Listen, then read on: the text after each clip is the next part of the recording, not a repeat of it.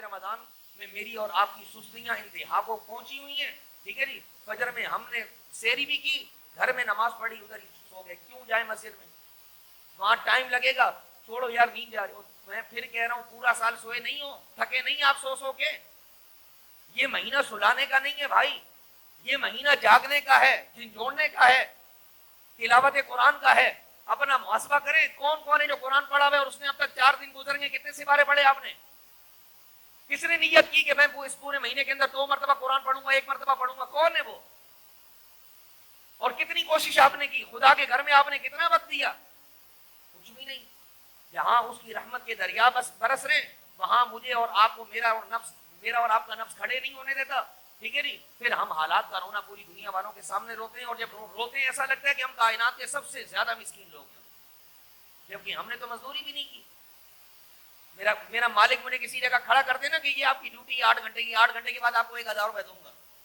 تو آپ مجھے بتائیں نا، آپ میں سے بہت سارے لوگ ہیں جو لوگوں کے نیچے کام کر رہے ہیں، یا جن کے نیچے بھی لوگ کام کر رہے ہیں وہ بھی بیٹھے ہوئے یہاں سامنے، آپ مجھے بتائیں آپ کا کوئی خادم، آپ کا کوئی غلام، آپ کا کوئی نوکر اگر ٹائم پورا نہ دے آپ اس کو پورے پیسے دینے کو تیار ہوتے ہیں؟ لیکن آپ نمازیں نہیں پڑھتے، آپ خدا کو راضی نہیں کرتے، اس نے کبھی آپ کو بھوکا نہیں سونے دیا۔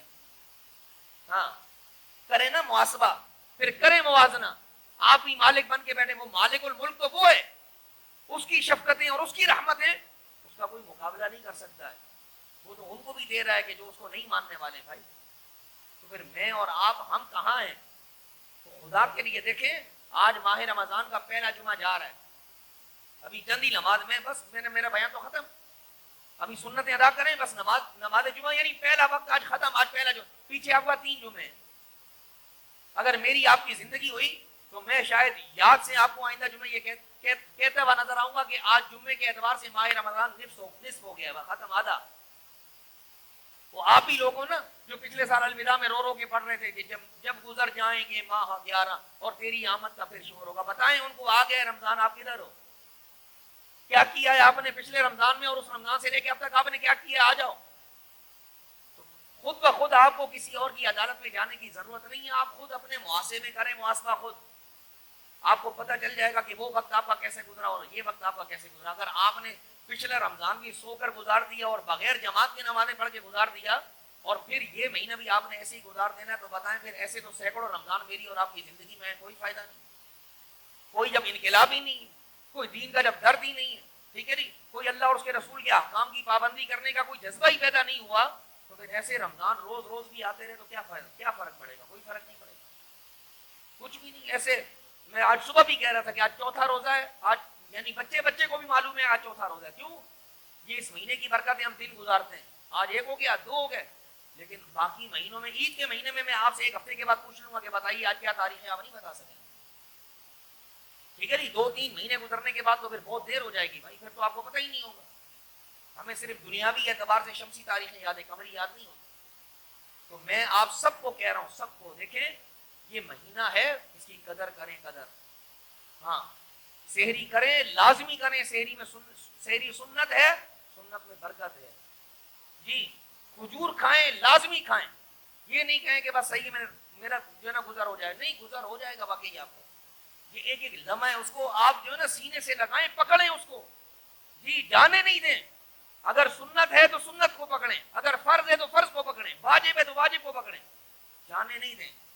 کیونکہ زندگی مجھے اور آپ کو دوبارہ اس لمحات میں پہنچنے دے گی نہیں پہنچنے دے گی، اس کی کوئی گارنٹی نہیں۔ ہاں کوئی اگر خوش نصیب ایسا جس کو یہ مہینہ مل گیا اور وہ خدا کی بارگاہ میں پہنچ گیا، اس کو اطمینان دلا دینا، ہاں وہ بخشا گیا ہے،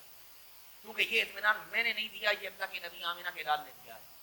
کہ ماہ رمضان میں اللہ تعالیٰ کی رحمت کے دروازے کھل جاتے اور عذاب کے دروازے بند ہو جاتے ہیں۔ جو ماہ رمضان میں مسلمان مومن انتقال کر جائے وہ اللہ کے فضل سے اسی وقت بخشا جاتا ہے، بس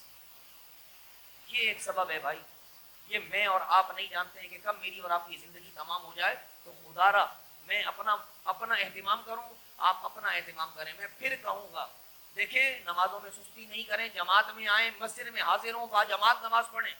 لازمی پڑھیں، ہر حال میں پڑھیں، ہاں دل نہیں بھی کر رہا بوجھل قدموں سے آئیں، بوجھل قدموں سے آپ آنے کا ارادہ کریں، دیکھیں آپ کا پروردگار آپ کو یہاں بھی پہنچائے گا اور مدینے بھی پہنچائے گا انشاءاللہ۔ ہاں ارادہ کرو، ارادہ بغیر ارادے کے کچھ بھی نہیں ہوگا، یہ ذہن میں رکھنا، ورنہ وہی ہے کہ مطلب کھایا پیا سو گئے، کھایا پیا سو گئے، تو کیا ہوگا بھائی؟ پھر کیسے وقت گزرے گا؟ کیا خدا کی رحمت یوں ملے گی؟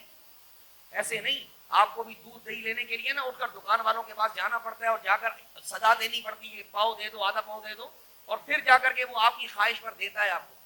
کبھی ایسا نہیں ہوتا کہ وہ آپ کے گھر میں لے کر کے خود ہی پہنچ جائے کہ حضرت لے رہے ہیں، آپ کا ارادہ تھا میں لے، نہیں، ایسا کبھی نہیں ہوتا، ٹھیک ہے نہیں؟ تو تڑپ پیدا کریں، آپ تڑپ لے کر جب خدا کی بارگاہ میں جائیں گے تو اس کی رحمت اور رضوان کی بارشیں اس قدر ہیں، میں یہ نہیں کہتا کہ وہ ہمیں نہلا دے، ہاں وہ مجھے اور آپ کو اگر ایک قطرہ بھی دے دینا، میرا اور آپ کا بیڑا پار ہو جائے گا۔ ہاں، اعلیٰ حضرت نے کیا کہا؟ برستا نہیں دیکھ کر ابر رحمت، بدوں پر بھی برسا دے برسانے والے، تو نے برسانا ہے، ہم نے تو کوئی کام ایسے نہیں کیے، ہاں اے میرے پروردگار ہم نے کچھ نہیں کیا، تو نے برسانی ہے یہ رحمت، لیکن تو برسائے تو تجھے کوئی روکنے والا نہیں ہے، تو برسا دے مجھے اور آپ کو، ہم سب کو اس جمعۃ المبارک کی اس ساتھ میں یہ درد بھری باتیں میرے اور آپ کی صرف میری اور آپ کی اصلاح کے لیے بھائی، کہ شاید کسی دل کے اندر وہ خوف خدا کی کوئی رمق جل اٹھے، جی وہ عشق الہی کی شمع جل اٹھے اور وہ اللہ تعالیٰ کا کامل بندہ بننے کی کوشش کرے، تو بس سمجھیں کہ ہمارے لیے بڑی آسانی ہو جائے گی، بڑی آسانی ہو جائے گی۔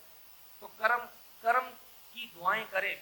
ٹھیک ہے نہیں؟ یہ میں دیکھا عملہ ملے کچھ نہیں میرے پلے، یہ خالی ہے سب کچھ، کہ میں یہ کہوں کہ میں نے یہ کیا، کچھ بھی نہیں جی، لیکن یہ میں دیکھا تیری رحمت ملے، پھر ہے کرم، یہ تیری رحمت بڑی قریب ہے، وہ بڑی زیادہ ہے۔ اللہ ہم سب پر اپنا خصوصی فضل و کرم نازل فرمائے اور ہم سب کو اس ماہ مبارک کی رحمتیں اور برکتیں ڈھونڈنے کی توفیق عطا فرمائے، آمین۔